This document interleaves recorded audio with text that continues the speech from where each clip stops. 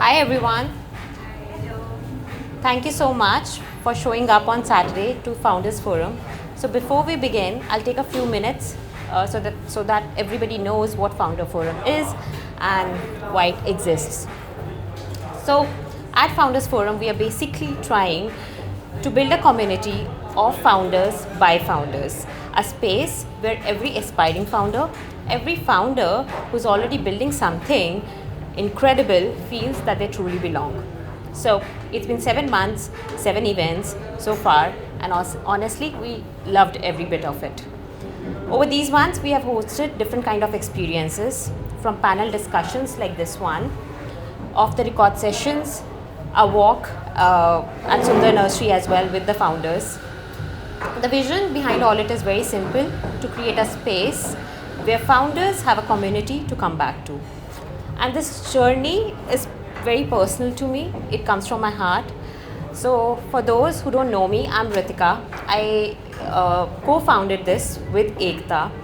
So my journey, I come from 6 years of corporate experience, and then life happened. I moved to a different country, a different city, and at that point in time, I soft launched myself into entrepreneurship. I started freelancing, but and then shortly came back to the corporate career. But then I felt like that I didn't really truly belong there. Entrepreneurship was my path forward, and that's when I started Storyfluence. It's been 1.5 years. It's a performance marketing and branding agency that I have been building. But while building my own journey, I also realized that so many founders I was interacting with, and me myself, felt that there was a void, and we needed a space to have honest conversation, share struggles openly, and meet like-minded people to simply feel understood. And that's really where the idea of Founders Forum started taking space. And at that time, Ekta and I were in touch for different reasons. So I just happened to ask Ekta that if you want to come on board. And I'm very grateful that we are building this together. She brings a lot of energy and warmth to this one. So before we move forward to, while I introduce Navneet to you guys, I would like Ekta to give a brief introduction. Yeah, you want to take the chair? Yeah, okay. Hi everyone, I see a lot of familiar faces in the room, which goes on to say how important are friends, especially when you're just starting, because you need that leap of faith to show up and say that we believe in you. So thank you, Navneet, for agreeing to be here. Well, about me, let's just say that I spent 10 years in India in finance, in different sectors, talk about consultancy, startup, public-private partnership, even the startup space. And right after that, working through different roles and sectors, kind of realized I really love people, really love interactions. And then I chose to pursue MBA from Case Western Reserve University, which is in Midwest. Graduated, got an opportunity to work with Korea Tire and Rubber Company at their headquarters. I was reporting to the C-suite. Because the love of marketing was so solid, went on to do another master's in integrated marketing from NYU, graduated last year. Did a lot of stints when I was in New York, and I think just because I was there and experimented with a bunch of stuff, kind of fell in love with community building, which is why we're all here. And came back, started my own podcast for the love of conversations. Also handled the India chapter for Women Over Women. Now more about all of these conversations in the networking session we do. So over to Ritik. Thank you, Ekta. That was super energetic. Over the last few months, while we were speaking with a lot of founders, we constantly get this question that, we're building something incredible, a product is good, and there's a story to it, but how do we put it forward in a meaningful way? So, and honestly, that's why today's session is so special, because we're trying to bring some of those answers to you. We're delighted to welcome Navneet Ahuja, a storytelling and branding expert and founder of Unhide. Unhide is a visual content brand that specializes in bringing stories to life through photography, design, visual narratives, and creative storytelling.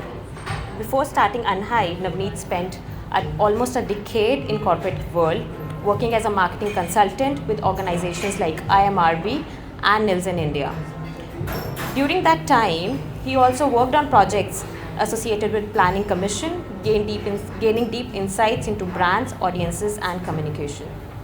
In 2013, he took an entrepreneurship leap and started Unhide, which he has now been building for 12 years.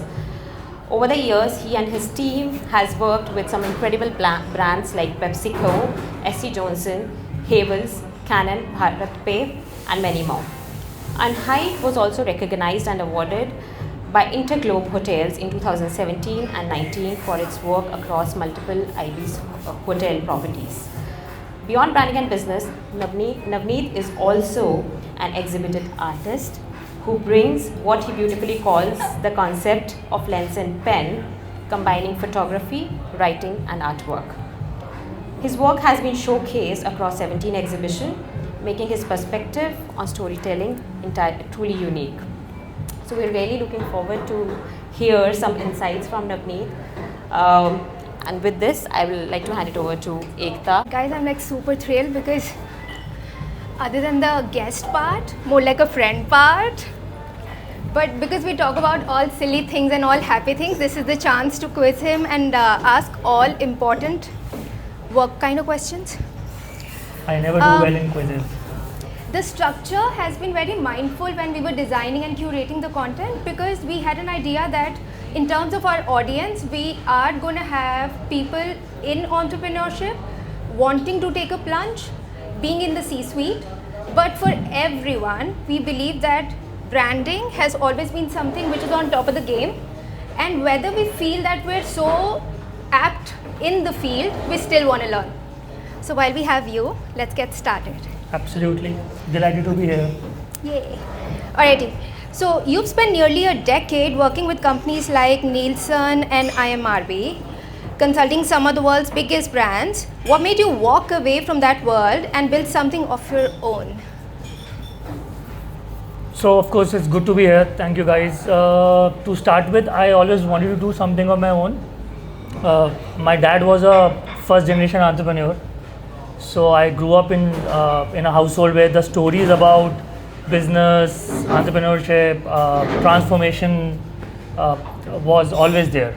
So that was, like, you can say, the seeding part. And while I had a great time with both my employers, I never had a Monday blue. I was excited then also, and I'm excited now also, I like working, so whether it's about a job or a business. It's just that the desire to do something on my own was becoming stronger as I was spending more time. And I thought that if not now, then when? I did attempt doing something on my own when I was, say, 20, 21. Technology, some websites and all. It never took off. It never took the shape that I would have liked it. But then somewhere the desire that, okay, one day I will do something on my own, let's go for it. So I reached out to a couple of my friends saying that why are people only buying paintings and why not photography? And that's how I met those two friends, and we thought that, okay, let's kickstart something in the space of photography, more like art. And that's one of the reasons. But of course the journey, especially when it's a bootstrap business, self-funded, and honestly without any backing, because none in my family come from this field of photography, videography, creative, you'll have to stay far more patient than what you thought you will need. Yeah. So that's been one testing phase of my journey. Alright. Beautiful. Listen, when you started Unhide, did you have a business plan? Now we obviously know that you had a tilt towards wanting to do something. So was it more instinct and curiosity? Also, before he answers this, are you able to hear us properly, or should we be louder? A little bit closer for you, please. Thank you. Yeah. So yeah, I mean, honestly, there was no business plan. While I spent the first 10 years of my career making Excels and quantitative research with Nielsen and Kantar or IMRB, it was a pure intuitive, gut-driven decision.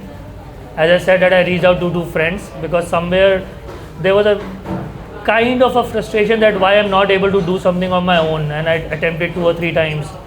So I said, let's give it another shot. So I reached out to my friends, One of them decided not to continue, so that was very nice on his part. The other person, no, because he was honest at the start itself. So therefore I was saying it was nice on his part. The other person is my friend from college with whom I started Unhide. He was the photographer, I was, you can say, the writer, and the someone who was doing the sales and so on and so forth. We combined and we came up with the artwork, which is what Ritika used in the introduction about exhibiting artwork in the space of photography.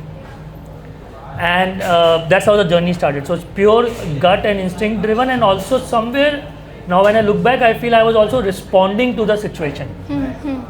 So this co-founder friend of mine, he decided to quit for some very personal reasons. So I was at that crossroad, whether should I continue or should I go back to the corporate world. I was advised, and with the right intent by my family then, was saying that it's been just 1.5 years, why don't you go back?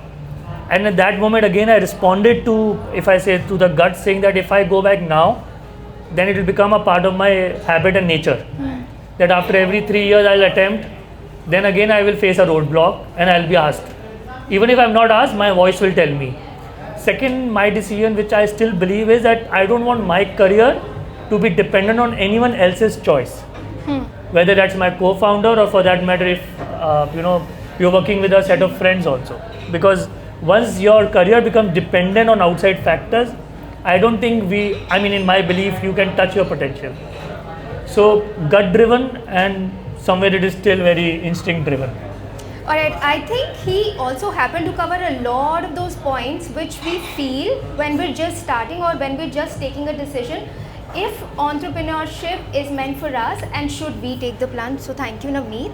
Okay. Also, in a way, you also nudged us to the next topic where I wanted to lead the conversation, which is about founder realities.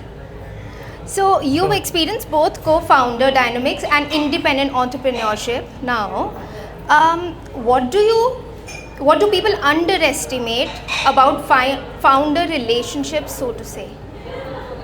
I think that's a very good question, because genuinely I have lived it, right? Somehow I believe all of us get influenced by external factors, listening to stories and saying that, I need a co-founder, I can't take off, I can't kickstart, and two people are better than one person, one can sell, one can create. The matrix is always that one is a product guy, one is a marketing guy, which of course is a proven thing and it is always helpful, but it is not the only way, first point. Second, co-founder dynamic is all not only about support, but also actually aligning on the values. If that's missing, then no relationship, nothing will work. On a lighter note, the analogy is like, when you are dating someone before you decide to marry, in a way, if one is thinking about starting a business in a co-founder, spend more time with that co-founder. I did not know then. Now when I look back, I can always say, try to see if you can have difficult conversations at the kickstart. For example, how do you resolve conflicts? Right? That's a huge red flag. That can become a huge red flag. Right? What are your aspirations? Right? What kind of a business you are looking for? Right? Do you want to keep it a lifestyle business? Do you want to scale it up? Try to even understand their upbringing. Right? This is very important, because a lot of decisions will be taken where you are not dealing with your co-founder, but you are actually dealing with an individual who is coming with his or her biases. And those things you can't predict. The only way is you can minimize the risk by having these difficult conversations alongside the business plan. A lot of us enter a startup or entrepreneurship or this and that, thinking that it is extremely glamorous and very exciting to see a business succeeding, because that's what is told to us, that's what is sold to us, right, as a part of a journey of success. But then there are a lot of invisible parameters which are never discussed. So I do believe that having a great co-founder is absolutely, it is really good. But finding the right co-founder is a journey in itself. Yeah. I also believe that if you really want to take a plunge in entrepreneurship, try not to seek more approvals and opinions from the outside world, which I have noticed so many friends do that. Let's meet, let's discuss, I have these 5 ideas.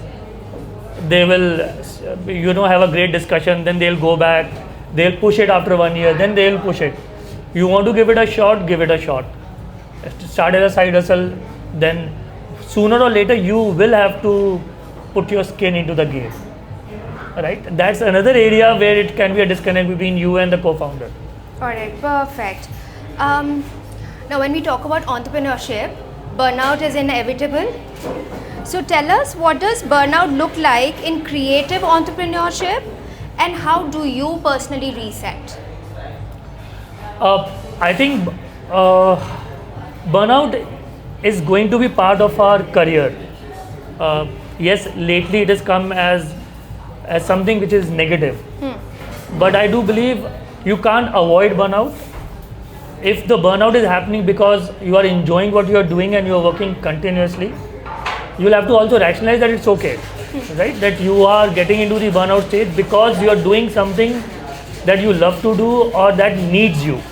If you are building a business, honestly, there's a particular adage which my dad said, it's a Hindi one, I'll say that, "Naukri aur nakra saath nahi chalta."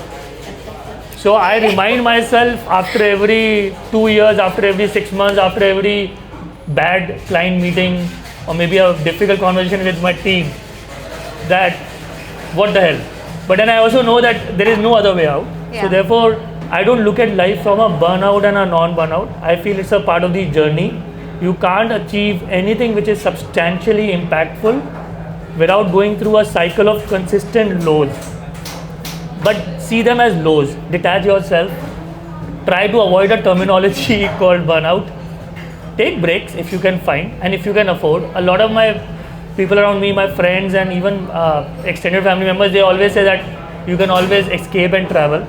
But I also believe that a lot of solo founders may not even have the means to travel. Yeah. So you'll have to find some more creative ways to come out of the burnout, but don't resist burnout from a negative side.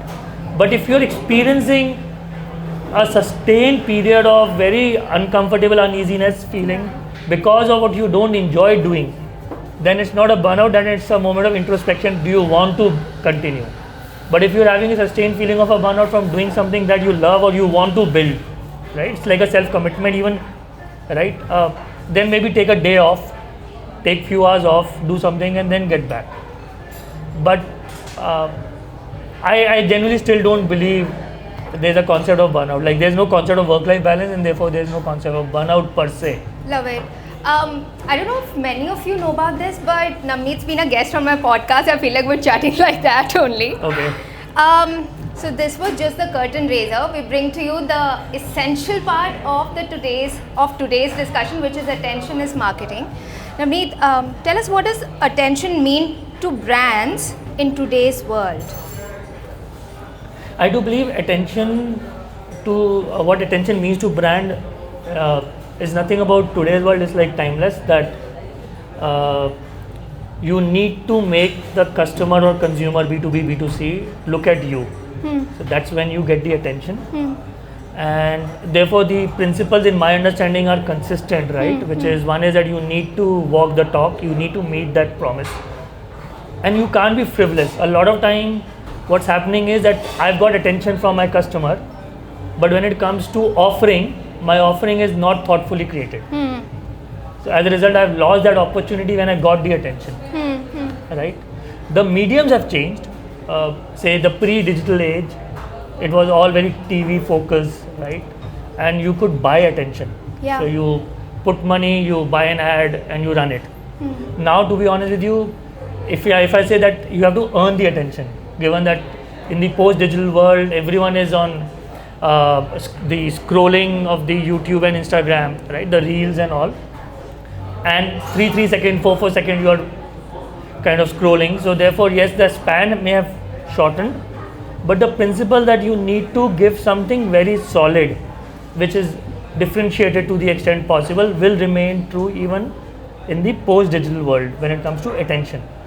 Having said that, I also feel attention is just one part of marketing. It is not marketing. A lot of people, especially, there are 2 or 3 friends, I'll call them friends, they're much younger and thinking of getting into the entrepreneurial field. They generally focus on the initial part about, we'll create a great website, we'll create a great logo, we'll do some Instagram page and handle, and then we're sorted. But then my suggestion to them is that that's just one part where you're knocking the door of a customer to say, look at me, right? But when the door opens and when they enter, what are you offering needs far more deeper thinking than just focusing on the visible part of attention. So it's just one part of marketing. It's not a full-fledged marketing.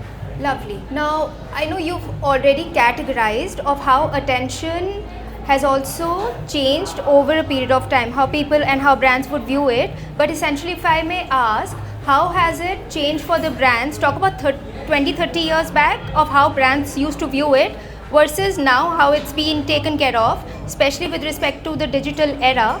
What are your thoughts in that respect? It's something which I've kind of already shared, that in the maybe a 30-year-old or 20-year ago, the pre-digital world, right? Of course, the avenues were limited when it came to, say, broad advertising. If I just talk from a branding perspective, it could be a television. Maybe at that time, radio still had some relevance. It could be a radio, it could be billboards, and it could be cinema. Those are. Now, of course, even within cinema, there are multiple screens.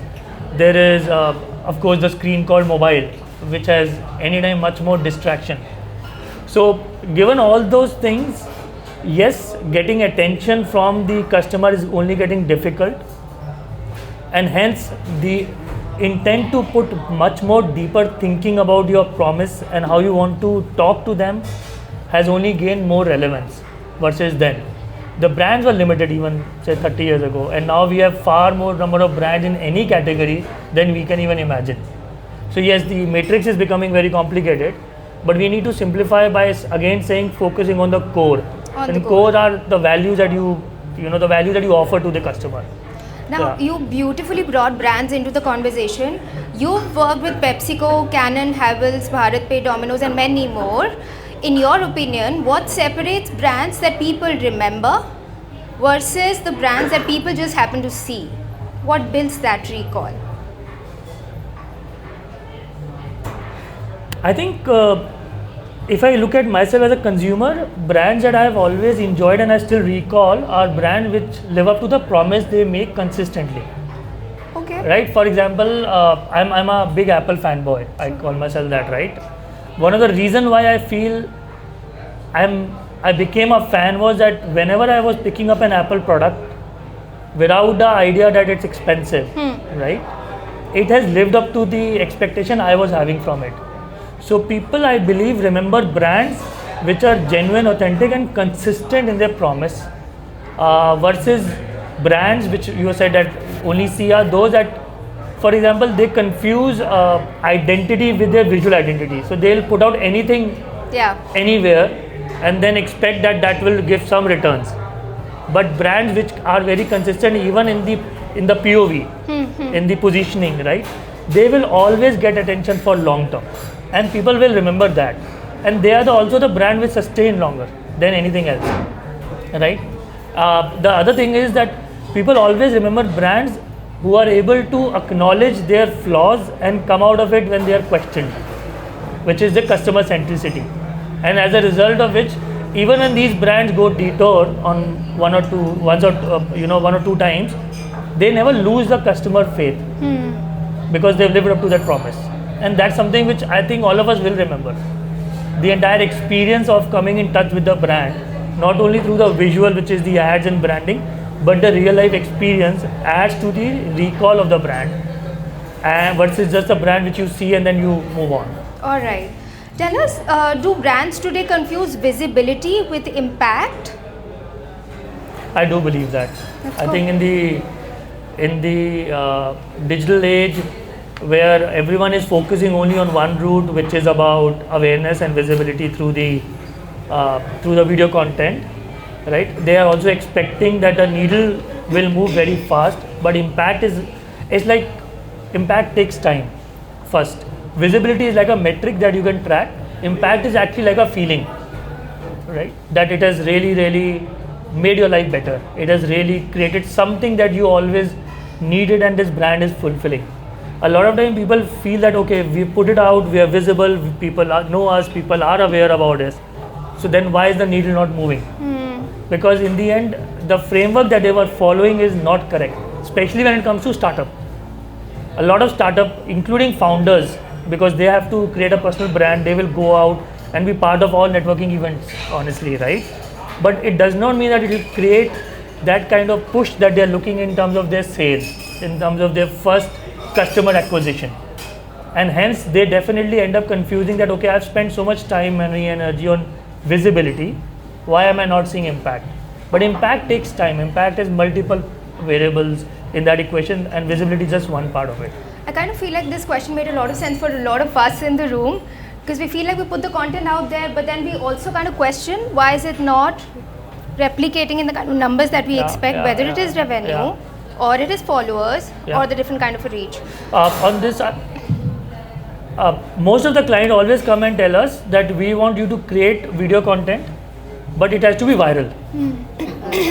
Every second or third person, and if that is going in the trend, then there's a pressure on us also that how do you create viral? And now there is an added layer of AI. So then they'll also say, can you ask AI what are the viral things? And we do that. If the client is someone we believe, all of us have some biases, right? If we believe that this client is a sensible client, then we'll be far more honest saying virality can't be created. But if we know that the client is not willing to listen to it, then we'll say, okay, we will do it. And then we'll find some ways of justifying that it is not achievable. But this entire virality has entered everyone's lexicon. Everyone wants viral content. And even I don't know how do you create viral content. Right? I mean... Good point. Moving on to another segment, which is now on brand personality, brand voice, and you spoke about the topic visual identity, which we're going to peel the layers now. So here we go to the first question in this segment, which is, let's talk about brand personality. How does a founder figure out what personality their brand should have? I think it depends on the business in which the founder is, the field in which the founder is getting. If it's a founder driven, say, fashion brand, then definitely all the offerings of that brand will be reflective of the founder's taste, right? All designers, for that matter, not only just a fashion designer brand, but even if someone is, say, for example, starting a cafe, right? The first cafe will be a reflection of his or her taste. True. But if the founder decides to make a chain of cafes, then obviously some part will be driven by his or her taste and some part will be the customer feedback he or she would have received. So the identity for any bootstrap startup, solo founder, even a co-founding business is definitely set into the rolling by the founders, their value system, their like, their dislike, their taste. But it has to also, when it evolves, because identity also takes time, right? Like I was saying, impact takes time. So identity also evolves and the founder has to be very open to revisiting the elements. If they're not open, then it won't work out. It won't fly, because it will create a lot more confusion that the founder wants to show the identity like ABC, but the customer is taking away a CDE. How do you then bridge the gap? So yeah, that's about it. All right. Well, in your opinion, what's the difference between a brand voice versus just putting content online? Brand voice is basically the POV, the point of view that the brand or the business or the founder has on a particular offering, industry, issue. So therefore, everything is very thoughtfully put out, which is a brand voice. But the scrolling content or the content that is posted online, if it does not have that thoughtfulness, then it's just frivolous, right? Then it's actually, it goes and it vanishes. It doesn't create anything. Yeah. Right? It doesn't create anything, and I don't see a link also. Probably a confusion. It's a confusion thing, and it's also going to do more damage if you don't stop it at the right time. A lot of people focus also in putting out content, say, far more frequently than it deserves. And this is something which we have noticed, and we work with clients on this, is we say that best would be to make a content calendar, then go out and start putting out content online and all, rather than saying, okay, इस हफ्ते ये कर लेते हैं, उस हफ्ते वो कर लेते हैं, दिस बिकॉज ये ट्रेंड चल रहा है, इस पे चले जाते हैं, ये कर रहे हैं like this. Even the reel should be edited like this should be like this, and it becomes a point of little friction because, say for example, we go to a client and we say this is how we are looking at branding your idea and your campaign, and those assets have been frozen. How this logo will reveal, how the reels will be created, how we'll be shooting the content and all. After 2-3 months, it's picking up, it's doing decent if not well. One of the client will say, can we look at changing the way we are editing the reel or the video content?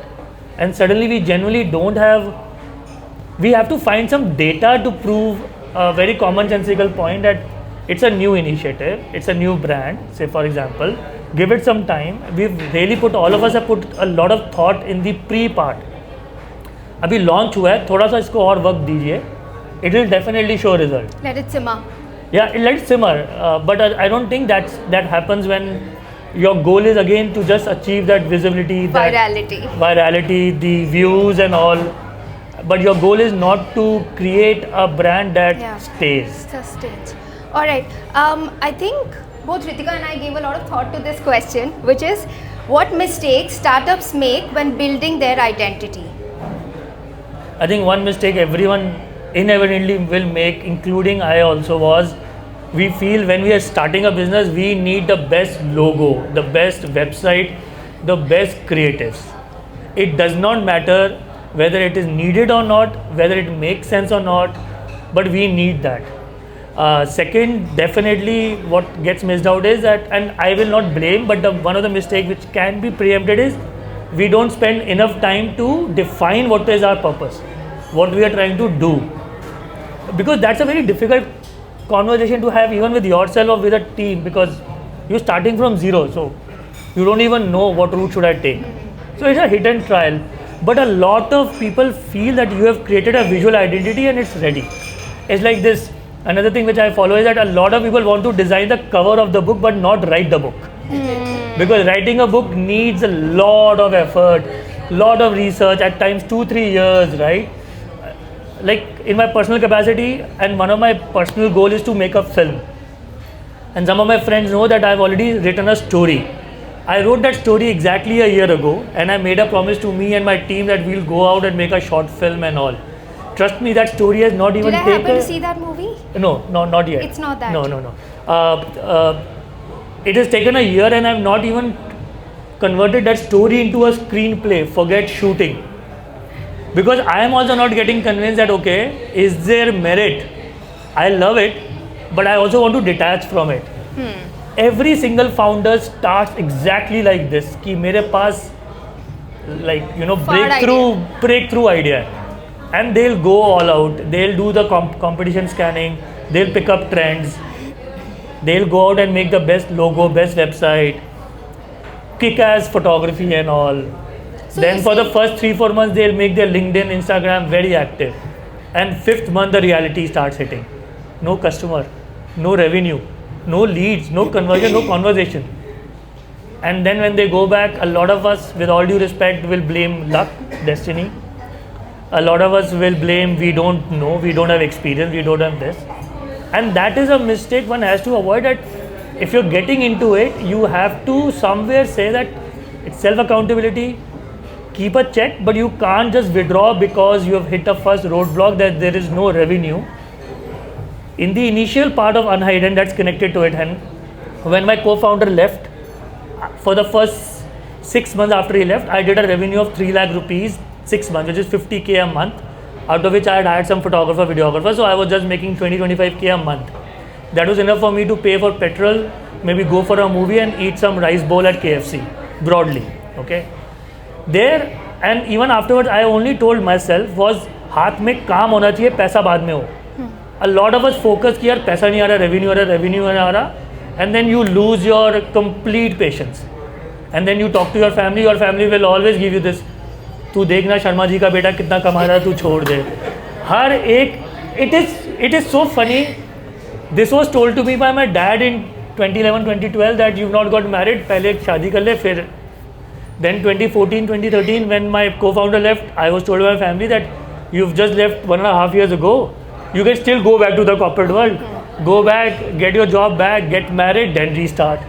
But no one ever sat with me and said कि मैं क्या चाहता हूँ. Coming back to it, so therefore I'm just saying when you're starting a business, the founder has to be very clear that it will take shit loads. I'm sorry to use it, but shit load of years. Even before you can even go out and with all due respect, be called for an event like this. I'm not kidding, by the way. I know so many of my friends who want to be called to such events.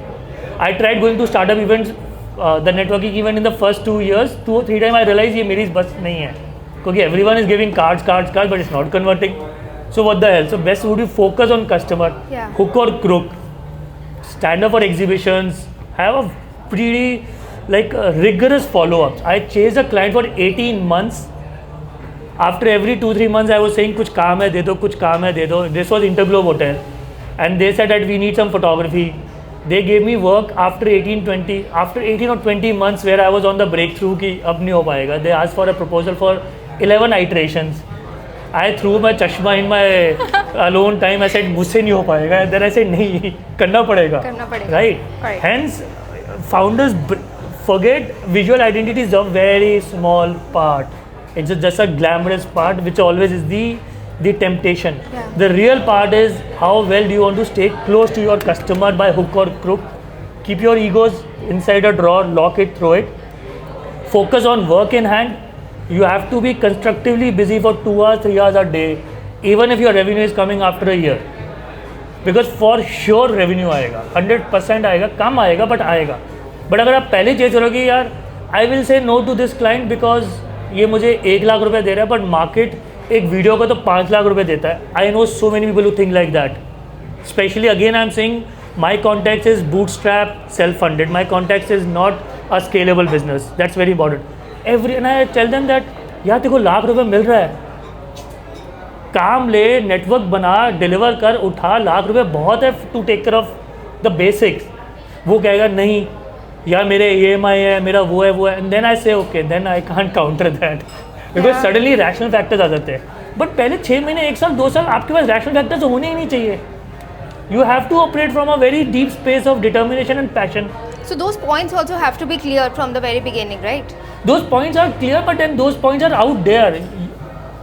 These points is not something which is new. It's out there, but people don't want to listen and accept because these are genuinely points which can exhaust you. It can create a lot of terror in you that, oh, this is so difficult, I will not go for this journey. I need a co-founder. I need funding. I need a great store. I need a great website. But then you really, really don't need those. Classic, but this is how I still operate and think. Guys, we got emotional on Sorry. this question. Okay. Bringing the I'll room try my back on work and the product, tell us how do visuals and brand colors subconsciously influence trust, luxury, energy and relatability? Colors do play a big role. We are working with a client, we are rebranding their logo and then the entire LED. So in our research we figure out colors have certain language. For example, red depicts energy, and if you look at it, red, Coca-Cola, Airtel, there's so many brands, right? Blue depicts trust, authenticity. A lot of dairy brands, Mother Dairy, right, are especially in blue because that depicts trust and all. So colors do play a role. If you can afford, and ideally hire a professional to get it done. But again, because of budget reasons, founders get involved and then they feel that they can crack. But visual identity after some time definitely becomes critical. Your logo has to speak the promise, your colors have to be thought through. It can't be just because again a color is in trend you put it, or you like a color, put it. Yeah. I don't think that should be the case. You have to detach your brand from yourself after some time. Because once that starts happening, then your brand starts moving outside of your shadow and takes a shape. Then there are two people, the founder and the brand. But then that also is a journey. Alright, taking you to the next segment, which happens to be my absolute favorite, which is storytelling. What role does emotion play in marketing compared to data and analytics? I think data is important. Data tells you simply put, how many people have reached out, how many people have seen, how many people have witnessed. But I do believe I give more importance to emotion, because emotional is a reason about the why. Emotion is a reason. If some people are buying, how do you define the reason why people are buying? So that gets described by the emotion. Of course, without the emotional connect, none of us will remember any ad, and for that matter, none of us will repeat a brand. Significant amount of brands actually spend a lot more time to achieve that emotional connect with the customer that they're targeting. You pick up any brand from the older time, like Nike. Yeah. It's all about a very strong emotional connect of perseverance and Just do coming it. out, just do it and all, right? To maybe some recent brands, say for example, I have started enjoying Blue Tokai. So I liked what they're offering, but I also like the emotional connect in the cafe, the Okay. space, the way they have defined it, right? So emotions are definitely must have. Data has to back. It can't be the other way around. Like in that book, The Psychology of Money, Morgan Housel says this, right? You know, people justify their financial decisions emotionally. They never approach a financial decision rationally. Never. Right? So when we are spending money, we may believe it doesn't give us value, but we are still going at it because it's meeting an emotional need. If I go the rational need, then none of us will be spending money on the perceivable expensive things. Alrighty. Alright, spill the beans.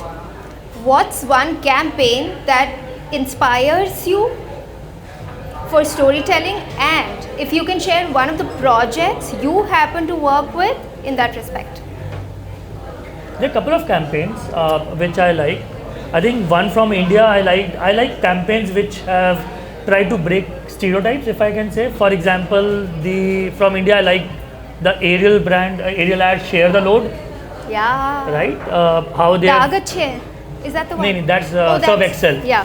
But Ariel was showing that why should, in the stereotypical household, the woman should take care of the responsibility, right? I love the way they have brought the entire idea about washing clothes and still making a strong comment on the changing dynamics and the right dynamics about sharing the load. I love it. I love the Dove campaign on the Real Beauty. Yeah. That's an international one. I also associated that it's one of the best ways. It brought a new way of making content, because if you remember, there's a room, someone is called, and there's an artist. So I don't know if you watched this ad. There's an artist who's sitting on the left side, and on the right side, say a subject comes, a woman comes, and he says, how would you describe yourself, because I've not met you? So she will say, for example, I've been told I've got a thick chin, my nose is little tilted, I've got beautiful eyes. So he starts drawing. Right? It's a sketch. Done. After that, 2 or 3 more people came who met this lady outside. And then they asked, say for example, it's John. So saying, John, how would you describe, say, Maria? So John will say that I met her outside, I loved her eyes, blue eyes, very nice hair and all, and a beautiful face. Someone will come. And then this graphic artist, or the sketch artist, sorry, calls both the subject and says, this is a sketch I made based on the way you describe yourself, which of course show that, you know, there was so much of self-doubt, right? Because she said that my mother said that I've got a thick chin and all, my dad said this, and this is the way the world has described you. And she was like, wow. So that is one more campaign which Beautiful. and then third, of course, is a famous campaign by Nike called Find Your Greatness. There were multiple ads. So yeah, so those are the campaigns that stays with me. From our work, we've done this work for Bharat Pay. It's a fintech brand. Of course, it's been in news for all the other reasons. Called Shops of India, or should I say Transforming Bharat, where we went and met almost 50-60 shopkeepers across India. We were fortunate, got some couple of awards also, and we tried to understand their story about how they've come up from where they've come up, without bringing the Bharat Pay as a use. I personally like, as I said, one brands which break cycles and break stereotype, and also they don't sell. So they're not saying mera detergent use karo. Yeah, as Dove is not saying कि आप मेरा shampoo या soap use कीजिए, like that. Likewise, in case of this Bharat Pay. And second one is something which we did in the space of mental health called Mask and Mirrors, which was all about like a podcast. But again, we were trying to keep it very, very simple in a jargon-free conversation. So those are the work that we enjoyed. And recently, we started doing a podcast campaign for Havels called Making a Difference, where we are meeting people from different background, different industries like architects, royalty, chefs. So that's a campaign because we've conceptualized from the name to branding, visibility, the visual identity to the shoot, edit. So that's a complete campaign which we are enjoying. All right. Now, before we were starting the conversation, when we were trying to mingle up and when everyone was introducing each other, there were a couple themes that stood out. And one of the topic which happened to cover in terms of the questions is this. In your opinion, what would you tell a founder who's trying to build visibility with limited budgets? That's always the best route. I genuinely still believe that you can create great visibility if you understand that frugality is the foundation of a business. Love.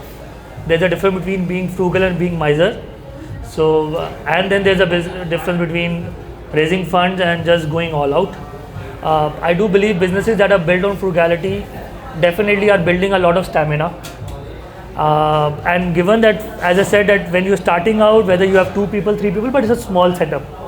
One, you will definitely have more time and less work in hand, but obvious, right?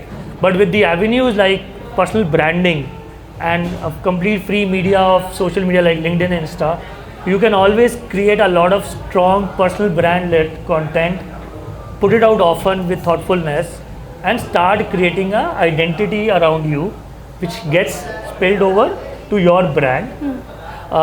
Start going out for events where you can exhibit and showcase your work, get leads, follow up with them, and none of this needs a massive budget, none, because you're generally not spending on the traditional media, right? You're not spending money on promoting your ads also, by the way, on Insta. You don't need to, I don't believe. You can create a lot of great pull by just putting out regular content, if I use a word, with sharing with the audience you have already built, right? And then that will act, because a lot of rigor is needed in the quality of content you're putting out, message that you're putting out, and that is where a lot of people miss out, because a lot of thinking needs to be done. It's the same book analogy which I was saying. So writing a Navneet, book needs a lot more depth. So quality and consistency. 100%. I mean, yeah. Now, everyone wants to hear about AI, inevitable, so we had to bring it in discussion. We obviously know how it's changing the way we create and communicate. What are the AI tools that you personally use with respect to ideation, storytelling, design editing, and of course, strategy? So when it comes to ideation and strategy, I love and we also love Claude. When it comes to the creation part, editing, graphic designing, we use a mix.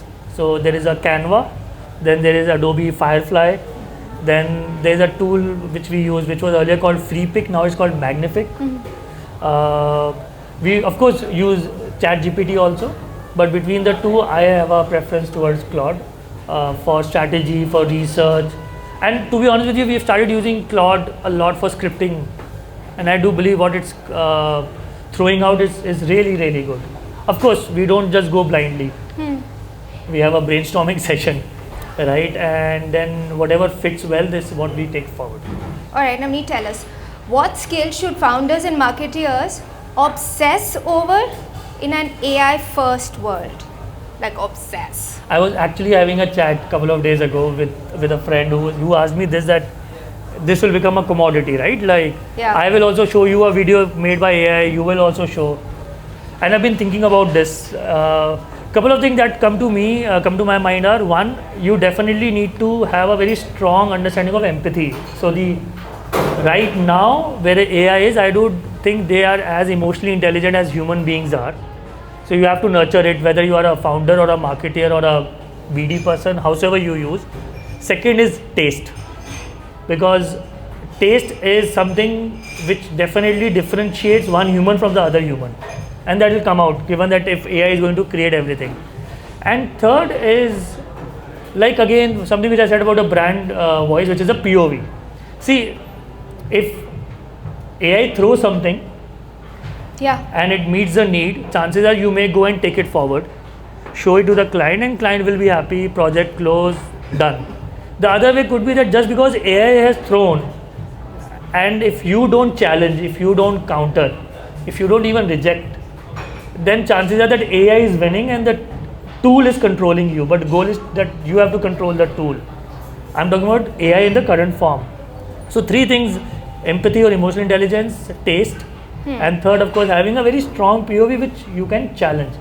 If you nurture these three things in the next couple of years, chances are that even in the commoditized world, Yeah. you can still Stand out. you can still hold your fort, and hopefully your client will still be accepting. Because I also, to be honest with you, worry that what will happen after a year, that if my client tells me, sorry but ये तो हम भी कर सकते हैं, एक. Second worry, ये तो कोई भी कर सकता है. कोई भी कर सकता है. Second is that clients may end up hiring their own AI studio within themselves. Yeah. Right? And that's where the three pillars may help us, which is, as I said. Alright. Yeah. We've come towards the final question which I'm going to ask. So I want every one of you to please think whatever questions you want to ask him. So start Okay. thinking. Alright, so Navneet, the last thing. Complete this sentence. Great branding is. Great branding for me is consistently living up to the promise with the goal to build unshakable trust.